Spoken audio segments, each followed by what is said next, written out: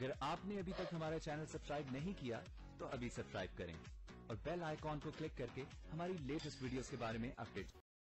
السلام علیکم، ہمارے چینل میں خوش آمدید۔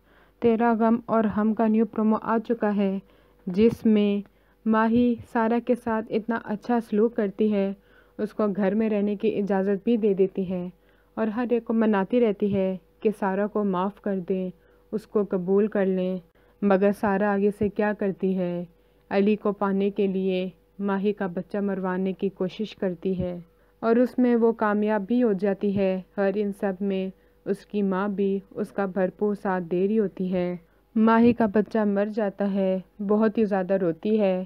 علی بھی مایوس ہو جاتا ہے، بہت ہی زیادہ روتا ہے۔ سب کو شک سارہ پہ ہی ہوتا ہے کیونکہ وہی ایک واحد دشمن ہوتی ہے ماہی کی، لیکن ماہی اس پہ شک نہیں کرتی اور یہی کہتی ہے یہ میری تقدیر کا فیصلہ ہے، اس کو کوئی بھی نہیں جھٹلا سکتا تھا، سارہ کا اس میں کوئی قصور نہیں ہے۔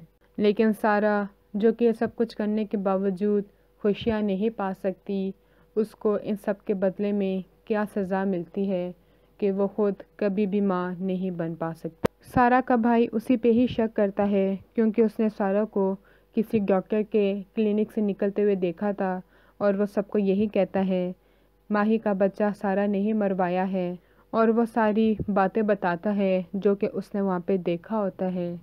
لیکن ماہی سارہ کو دکھ نہیں دینا چاہتی، وہ پھر بھی اس کا یقین نہیں کرتی۔ اگلے ویڈیو تک کے لیے اللہ حافظ۔